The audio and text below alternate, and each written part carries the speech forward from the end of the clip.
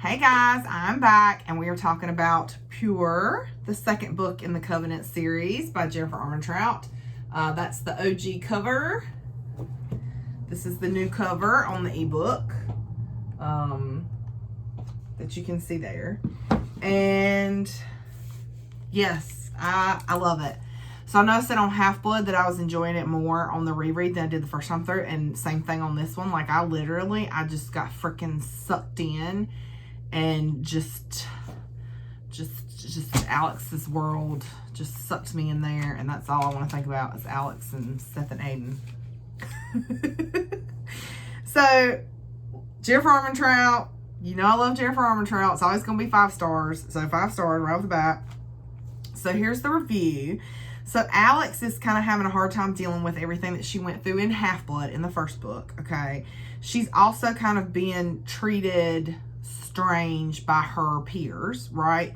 And, you know, this is kind of a theme for Alex because she never felt like she fit in with the mortals. And she was so excited to come back to the Covenant and be with people of her own kind and fit in. And then now she still doesn't fit in because they still kind of treat her as other, except for her friends.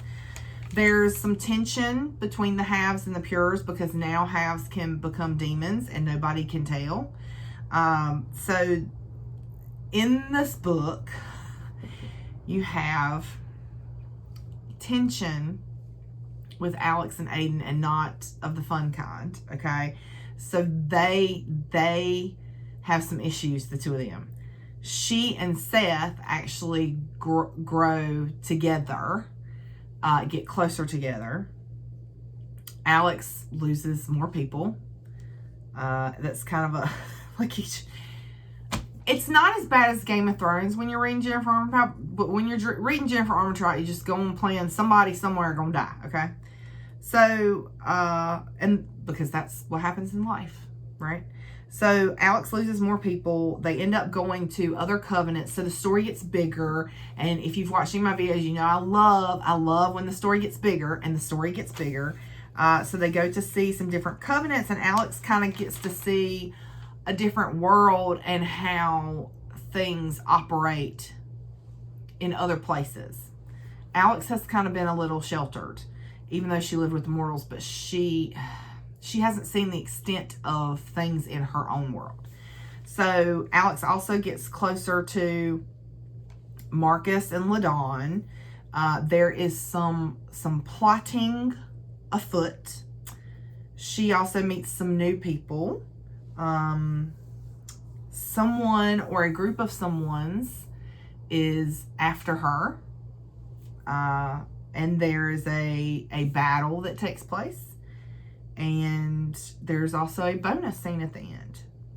So that is the spoiler. Try to keep it spoiler free, like just the bare bones. So that's the review. Now for the recap, the spoilery bit in honor of Dr. River Song. Spoilers. So it starts off. Alex is in class with instructor Romvi, who does not like her. He is very mean to her. At the end of every class, he makes her spar with him. And this time, when they get done, like he's holding her hand up and pulls her shirt sleeve down so everybody can see her scars to embarrass her. And after class, Aiden comes up and tells her, you know, that she has nothing to be ashamed of because this is a thing for her, right? She's embarrassed of and ashamed of her scars. And Aiden is like, you have nothing to be embarrassed about. And he asks if she's sleeping because she's just really tired and worn out. She's not looking too great. And she's like, yeah, I'm sleeping. She's having nightmares because she was traumatized a lot. So Leon comes in and tells them there's been a demon attack. It's like every time Aiden and Alex start to get close, Leon just pops up. So Aiden tells her go straight to her room because there's been a demon attack, right? And instead, because she's Alex and never does what she's told to do, instead she goes to the cafeteria and finds out that they think that it's a half. And Leah, who is also a half, so because at first in the first book I was thinking she's a pure because I'm like, why is she always like talking junk about halves? But anyway, so Leah's like being her, you know, Leah and Alex.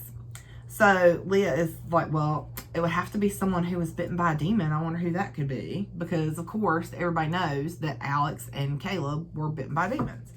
So Caleb and Olivia is Caleb's little girlfriend. So Caleb and Olivia, that sounds terrible, his little girlfriend. Olivia is Caleb's girlfriend. So Caleb and Olivia defend Alex. Leah snaps and calls Alex a demon-loving bee. And Alex snaps and chunks her apple at Leah's face and breaks her nose again. Because she's breaking... I snort when I get tickled, y'all. She's breaking Leah's nose before. This is not the first time. So then a guard drags Alex to Marcus's office, and he is fussing her out. And he grounds her. He's like, from now on, you only leave your room to go to class, to practice, and to meals, and that's it. So on the way back to her dorm, she sees a statue of Furies in the lobby that wasn't there before. And this is really bad, okay? And Aiden finds her, and she tells him, that, hey, there's statues of Furies in the lobby. And he tells her that means the gods are angry, and that if they don't handle the demon problem, the gods are going to loose the Furies, which is not good. So Alex keeps having nightmares, and then one night she wakes up having hot flashes, she's really hot all over, and she's having cramps, and she don't understand what's going on.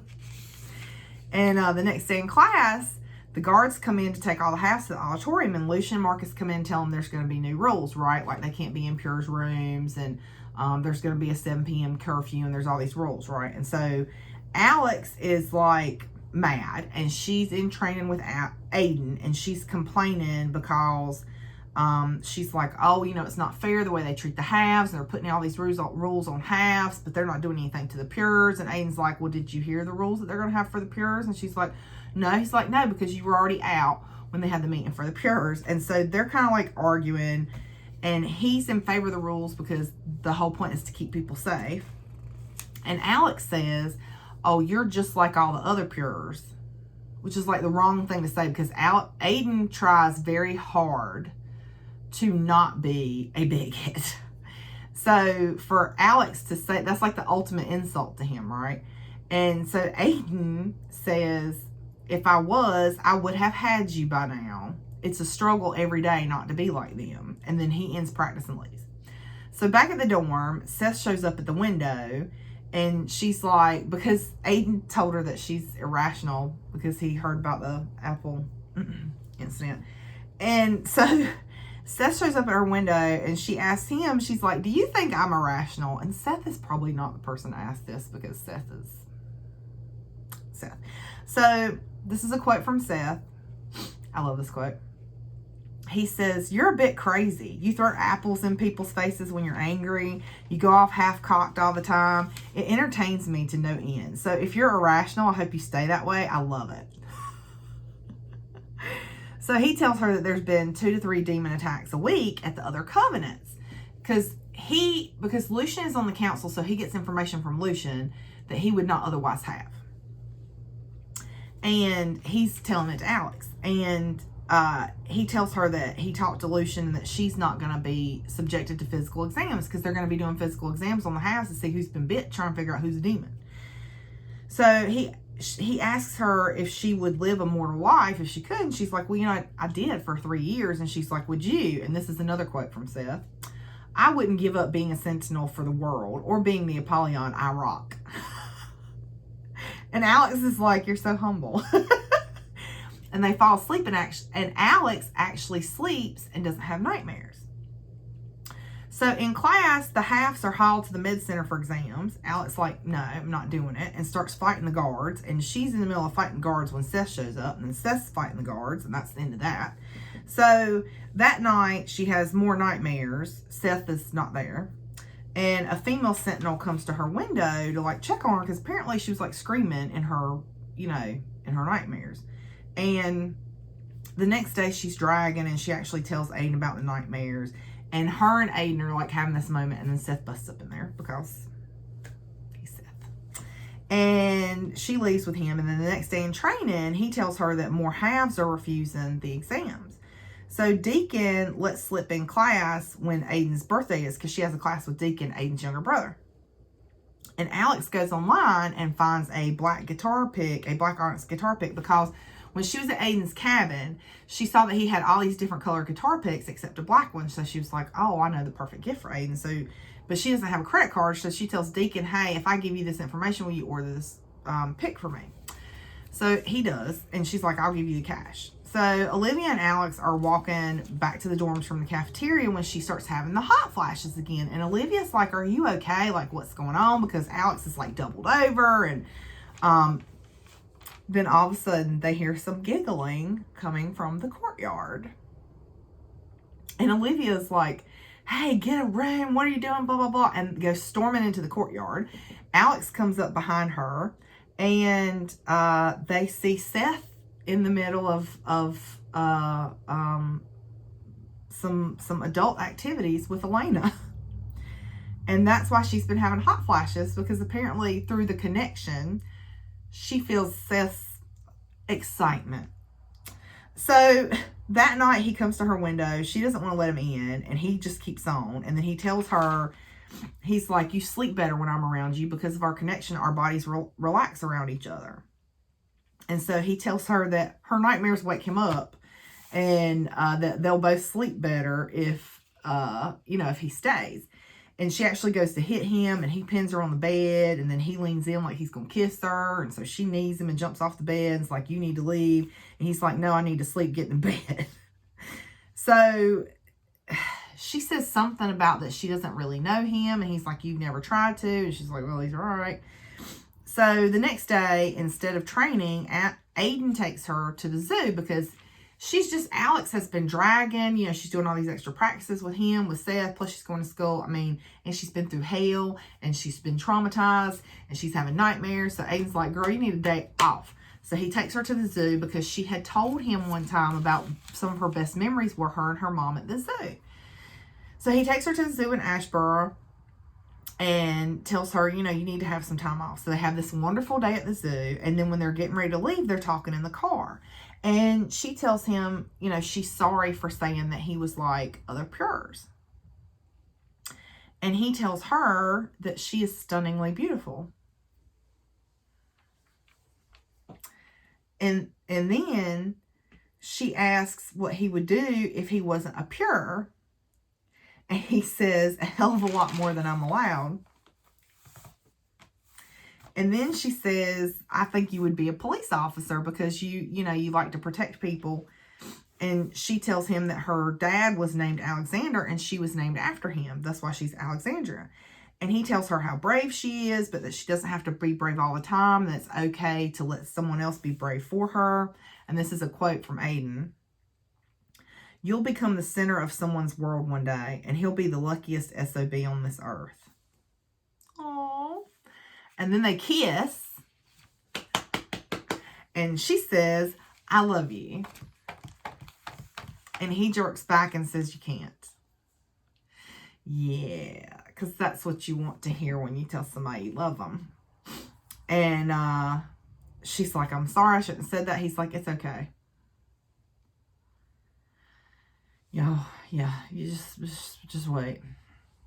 So when they get back, Alex is in the garden, like smelling a rose, thinking about what happened. And she hears a voice say, child, that rose ain't going to ease your heart. Move on, let go, stay on the path your heart chose. Ain't nothing easy when the heart has laid claim. It's Grandma Papiri. Alex asks why she didn't tell her the truth about her mom. Papiri says, I only speak in truth. And Alex starts to kind of go off on her. But Papiri tells her that if her mother hadn't left, she'd be a memory just like all the other mixed breeds. So here's the thing, y'all. When the oracle speaks, she's telling the truth. Because once you read further down the series, you realize everything Papiri says comes to pass. So anyway, here's another quote from, this is all quotes because it's gibberish as it is. If I tried to paraphrase it, it would be bad. Okay. She says, but love, child, love is the root of all that is good, the root of all things that are evil. Love is the root of the Apollyon. Alex goes to leave, but Papiri grabs her, says, listen to me, child. Fate is afoot. Things cannot be undone. Fate has looked into the past and into the future. History is on repeat. But this is the time to press stop, to change everything. Alex is like, I don't understand what you're saying. Because they talk in riddles, right? And that's what oracles do. They're telling you, but they say it in a way that they don't just come out and say it. And Alex is one of the people you have to just come out and say it.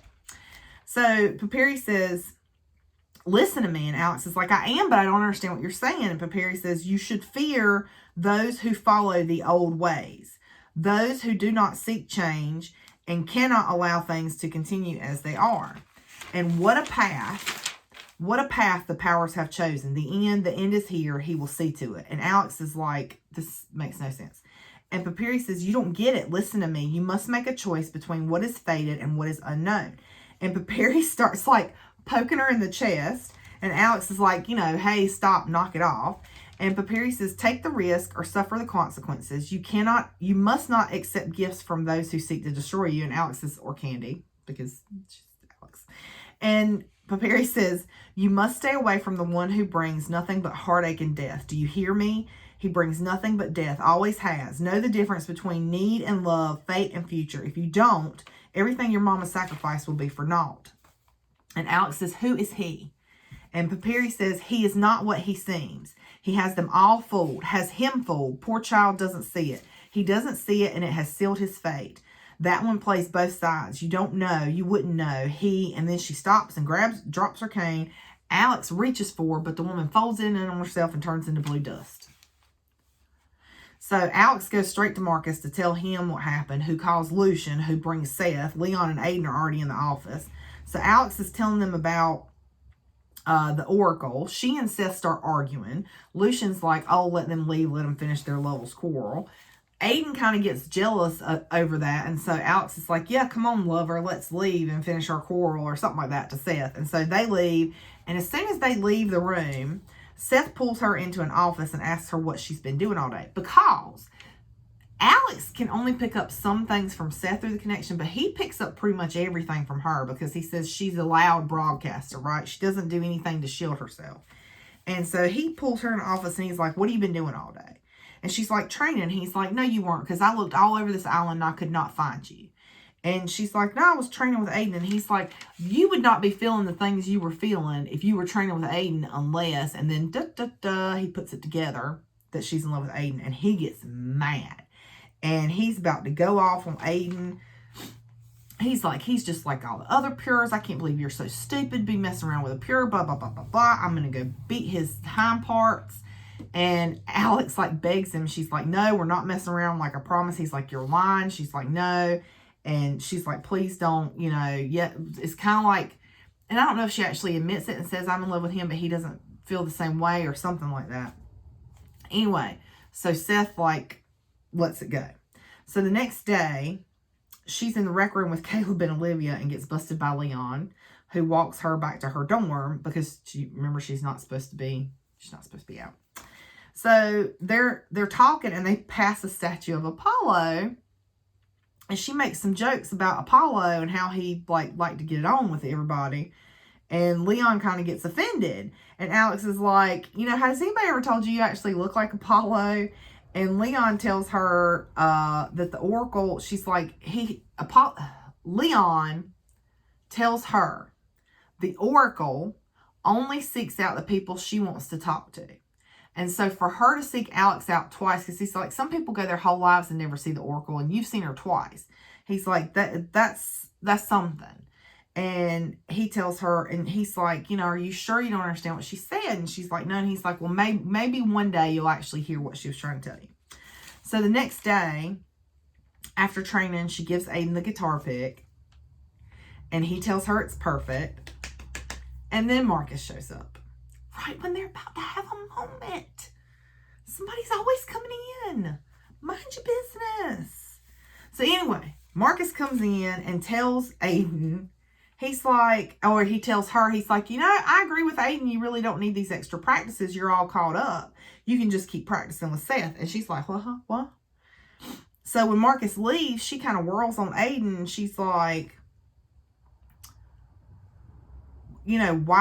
why would we not be practicing together? And she's like, when did you talk to Marcus, and why didn't you talk to me first? And he went and talked to Marcus after the zoo. Yeah. So she's like, but I won't see you. You know, if we're not training together, I won't see you. And he says, I think that's for the best. And she says, is it because of what I said? And he says, yes. And he says he doesn't feel the same way. He can't. And he says, this is a quote from Aiden. If I let myself love you, I would take everything from you. I can't do that to you. I won't do that to you. So he tells her, you're a half-blood and you can't love me, and purebloods don't love halves. When she gets to her room, Seth is there and he refuses to leave. And he tells her, if you were together, he'd have to hide you. He'd have to pretend in front of other people that he doesn't care about you. And do you really want that? And she mopes around for like a week. And then Caleb comes and convinces her to take a shower and to come watch a movie with him and Olivia in Olivia's room. So they get to Olivia's room and they've got snacks, but they want to go get sodas. And Caleb is like, oh, well, let's just sneak into the cafeteria. We've done it 100 times. Let's sneak in the cafeteria and get some sodas. And Alex is like, I don't think we should because the curfew, blah, blah, blah. And Caleb's like, oh, come on, girl. So anyway, they go sneaking through campus to get to the cafeteria. And when they do, they see Leah. And Leah and Alex start fussing at each other because that's what they do. And then the female sentinel shows up that was outside Alex's window. But she's acting all weird. Then 3 demons show up behind her and she unhooks her dagger. And so they all like get into it and they have this battle outside the freaking cafeteria. And Leah is like a badass. Now here's the thing.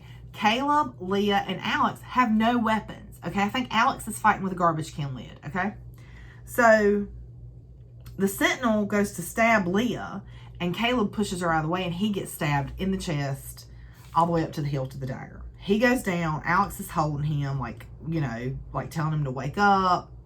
And the half grabs her. Alex flips and like puts her thumbs in the girl's eye sockets and like busts her eyes and goes back to holding Caleb. And Aiden and Seth show up, take care of the problem. Seth drags her to the med center to be checked out and then to Marcus. Marcus and Lucian are both like fussing her out, yelling at her, telling her like how careless and reckless she is and blah, blah, blah, blah, blah, which she doesn't need to hear. She just lost her freaking best friend. And that's what Seth says. So Seth says, hey, you know, how about take it easy on her? She just lost her best friend. Give her some time to grieve, for crying out loud. And so he like takes her back to the dorm. And he actually like stays with her the whole entire time and won't let anybody in the room. So on the 4th day, he tells her that the next day is going to be Caleb's funeral. And she's going and she's like, no, I'm not leaving this room. And then she goes off on Seth and it's kind of nasty to him, like kind of mean. Like she's like, Caleb looked up to you and you never even took the time to get to know him because all you cared about was getting off. And he leaves. Well, she tells him to leave. She throws him out. So then she kind of has this like epiphany that she has not been in control of herself or her emotions or her behavior. And her not being mature and responsible has led to some bad choices, and bad things happen to other people because of those choices. So she gets up and takes a shower, and then Seth comes in and tells her she's going to the funeral, and she's like, no. And he's like, yes, you are, if I have to drag you. So they go to the funeral, and she actually thanks him and apologizes, and he's like, I'll give you a minute, and he waits outside. Well, Olivia comes up and is like, why didn't you do something? You're the Apollyon in front of God and everybody, okay? And it was supposed to be a secret because she's not actually the Apollyon yet. She's going to be, but she hasn't awakened. But I don't think Olivia understands that, and she just wants to be mad at somebody, blame somebody for Caleb. So Luke and Elena have to lead Olivia away, and Alex is like wandering through the garden and bumps into a statue of Thanatos that has a downturned torch. A downturned torch, which she also noticed on Instructor Romby's arm. He has a tattoo of a downturned torch. So the next day, they're getting ready to leave for the Catskills because she has to go testify at the council special meeting or whatever. So Seth is riding in the plane with Lucian. She's riding in the car with Leon and Aiden. So they're getting ready to leave. And Aiden is wearing like a chain that disappears under his shirt. And she's like, I've never seen Aiden wear jewelry. Like, what's going on with that? So he tells her that he's sorry about Caleb, and then when they stop for gas, Leon goes inside and they're kind of talking, and he tells her that Seth wouldn't let anyone see her, including him. He was like, Seth actually cares about you. He stayed with you. He wouldn't let anybody in to see you. And she's like, why do you care? And like, if you don't love me and you don't want me, why do you care that Seth is staying in my room? And he says, I'm sorry for leading you on. So they get to New York, to the Catskills Mountains. They have a Fury statue in their lobby too. So they put her in a servant's room next to Marcus because she's just a half-blood. And in New York, half-bloods are treated like dirt. The breeds are completely separated, and they make no attempt to hide the half-blood servants. On Covenant, the Covenant in North Carolina, she never really noticed the servants. It wasn't like in your face. But here, it's very much in your face because Telly, who's the head minister who's in charge of the New York Covenant, doesn't like half-bloods, doesn't really care who knows it. So Seth actually takes her to see a council session, and it's a pure and a half that have been dating, that are in love. And the girl, Kelia, was a sentinel, I believe, and the guy, Hector, is a pureblood. And so the council sentences her to servitude. He stands up and is like, no, it's not her fault. It's my fault. Like, let her go. And then he starts up using his powers, and they warn him like 3 times, like, dude, back off. And he's like, no, I'm not going to let you do this to her. I'm not going to let you give her the elixir. I'm not going to let you take her. And so they kill him. Yeah. And so the head minister, Telly, says that purists can't love halves, and it's disgusting. And she's pissed off at Seth because she's like, you did that on purpose. And he's like, well, yeah, because you kind of need to know what's at stake, what would happen to Aiden if you keep going down this road. So she goes to her room. He comes by later, and they're back to being whatever they are. The next day at breakfast, Telly comes in and is kind of like giving Alex a hard time, like goating her. And she is like staring him right back in the eyes, like not having her eyes downcast like she's supposed to and all stuff. And so Seth's like, we gotta go for training because he's afraid Alex is gonna get in trouble. And he's like, how about you don't piss him off because you're gonna get us in trouble. And she's like, well, how about you don't sleep in my bed? You got your own. He's like, yeah, but I like yours. It smells better. And Alex says, what does yours smell like? Regret and bad taste? Go, Alex. I love Alex. So when they're walking back, Alex mentions the downturned torches because they're kind of in the designs everywhere at the Covenant in New York, and tells him about Romby's tattoo. And Seth is like, well, Telly has the same tattoo. So one day after training, Aiden comes to find her, tells her that Telly likes to keep things old school. Do y'all remember what the Oracle said? Tells her Telly likes to keep things old school, and he shows her a new weapon that they just came up with that's to deal with the demon halves, because the only way to kill the demon halves is with decapitation. So it's got a blade on one end for demons and a sickle on the other end for the demon halves. She keeps running into a servant that has familiar brown eyes as she's walking around the campus, and who doesn't look glazed over like the others do, like he's with it. So, but she doesn't, she talks to him, but he doesn't say anything to her. So later, Alex is talking with LaDawn in the library. LaDawn tells her that she was close to her mom, and that her mom knew and loved her father first before Lucian. Apparently they were all 3 friends. I guess they met at Covenant because her dad, okay. And I was going to say it, I can't because it's a spoiler. We're not there yet. So she was close to her mom, and that her mom knew and loved her father first before Lucian. And she tells Alex that her father would be proud of her. And then the next day in training, Seth is trying to get her to defend herself against the air element. He's pushing her down with the air element. And it's the most common element, and she has the hardest time with that one. Like, she can defend against all the other ones, but not the air element. So he keeps commenting on her scars and like saying stuff trying to make her mad. And he does. He makes her madder and madder until she blows up a rock. And she ends up on top of him, and he's telling her how great this is, that now they can start training with the elements. And she touches one of his marks on his neck because, she can see his Apollyon marks. Nobody else can see. And she touches one of his marks on his neck, and a blue light like zaps her, and then an amber cord crawls onto her. And now she has an Apollyon mark. And Seth is like he's like, man, that was a rush. Like, he kind of gets a high off of it. So after dinner, Alex goes to the gym to beat up the dummy when the lights go out. And somebody comes up and compels her. So she goes to the labyrinth, takes her sweatshirt and her shoes off, and is wandering through the labyrinth. Leon finds her, and she's blue when he finds her. Yeah. So the next day, they're in Telly's office because Lucian is mad because... I can't say that either. Lucian mad because he don't want nothing to happen to the future second Apollyon.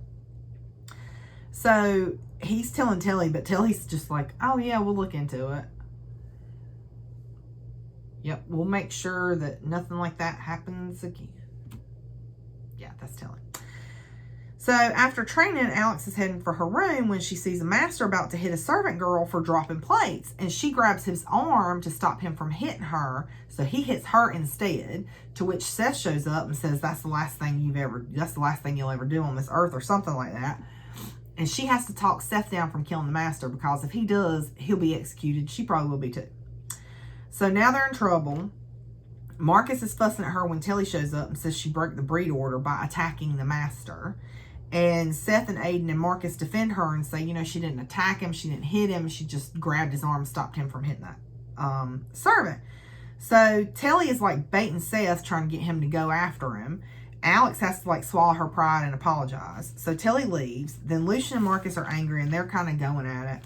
And Alex goes outside for some air. And Aiden comes out and tells her how proud he is of her and how mature she is. And he tells her, a part of me wishes Seth would have killed that master for touching you. I know, it's like, Aiden, just tell that girl you love her.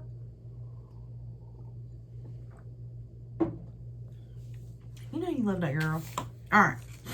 So the next day, LaDawn is trying to talk her into going to the ball. And she's like, no. But then LaDawn shows her closet. And she's like eyeballing this red silk dress. And LaDawn's like, oh, it'd be perfect for you. Yeah, because LaDawn already had it altered to fit. And she fixes her hair and puts her makeup on. And she's like, how about we quit feeling sorry for ourselves and go enjoy this ball? And so, Alex is like, okay. So they go to the ball. And Seth sees her first and apparently mumbles something, which causes Aiden to look and see what Seth is mumbling about. So then Aiden sees her and, jaws drop. And Aiden starts making his way across the ballroom, coming to get his woman. And Seth gets to her first and is like, hey, people are staring. And when he gets to her, Aiden kind of snaps out of it and goes back to where he was standing. And Seth is like, Alex, we don't belong here. Let's get out of here. And so they go outside and they're walking. And he's like, let's do something stupid. And she's like, okay. So they go to the pool in the gym. And Seth is getting undressed. And Alex just jumps in dressing off. And so they're splashing and playing and having a good time. And then all of a sudden things get serious. And Seth is like, I want to kiss you. And she kind of goes off and she's like, you only want to kiss me because of the connection, blah, blah, blah, blah. And he just grabs her face and kisses her. And he tells her, he's like, I know how you feel about Aiden. And I'm not asking for any labels, any, expectations, but why don't you just, choose to see what is there between us. So she thinks about it. And she's like, I choose to see whatever this is between us. So the next day, is the hearing, and Telly basically twists everything she says back on her, and so she kind of picks up what he's doing and she kind of twists it back around on him. And then he says that she should be given to the masters because she's unruly and uncontrollable and blah blah blah, and she's gonna awaken and be this uncontrollable Apollyon monster thing, right? And so Lucian speaks up because Lucian's the council member. Lucian speaks up and says, you can't sentence her without a crime and without a trial. And Telly's like, well, let's put it to a vote then. So he does. And they vote no, but barely. So Telly tells her, he's like, you're one mistake from going into servitude. And Marcus takes her to her room and says, do not leave unless one of us comes to get you. So because they know, they're after Alex. So later on, LaDawn comes to her room with 2 drinks and it's like, come on, girl, let's, go downstairs. And so Alex follows LaDawn. And she asks LaDawn if she's drunk because LaDawn's not really acting like herself. And she's like, oh, why do you say that? And then she asks LaDawn about the drink. She's like, what is that drink? And LaDawn says, oh, it's a special drink for a special girl. And she hands it to Alex, and they're kind of walking around mingling with these other people. And LaDawn's like, aren't you going to try your drink? And as soon as Alex takes a drink, LaDawn disappears. Well, Aiden sees what Alex has in her hand and comes and takes the drink away from her. Apparently, it's the brew, which is like an Olympian roofie, basically. It's like a roofie drink. And Aiden tells Seth, because Aiden is a pure, so he's supposed to mingle with the other pures. So it would look very suspicious if he left with Alex. So he can't. So he tells Seth, take Alex up to your room, and then as soon as I can get away, I'll come up there. So Seth takes her to his room. The drink starts to kick in. Alex gets really hot and starts taking off her clothes while Seth is trying to open the window to cool her off. So then he is in his dresser trying to find a shirt for her to put on. And she grabs him. And he tries to like back up. And at the same time she's coming forward. They end up falling on the ground. And then they start making out. And clothes start coming off. And then Alex goes limp. Because I guess at some point you go from being drunk to being immobilized. So Alex goes limp. Seth puts her on the bed. Then she's like, I'm going to be sick. So he carries her to the bathroom and like holds her up while also holding her hair while she's throwing up. Then he gets her some water and she's drunk 1 bottle of water. He's getting the 2nd bottle of water in her when Aiden shows up. Well, Aiden shows up and sees Alex's clothes on the floor and Seth with nothing but his britches on and those are unbuttoned. And he thinks Seth has done took advantage of Alex and he is mad and they start fighting. So while they're fighting, Alex tries to break them up. Leon shows up because Leon, and she passes out. She wakes up in Seth's bed with Aiden, and Aiden, asks her if she's okay, what happened, and she's like, no, Seth stopped, and he asks if she's seeing Seth, and she says, well, things are different, and he's been there, and Aiden's like, and I haven't, so you decided to see Seth? And she says, she's like, well, tell me you feel about me the same way I feel about you, and to hell with everything. Like, we'll be together. And he says, I won't. And she says, you can't. And he says, I don't.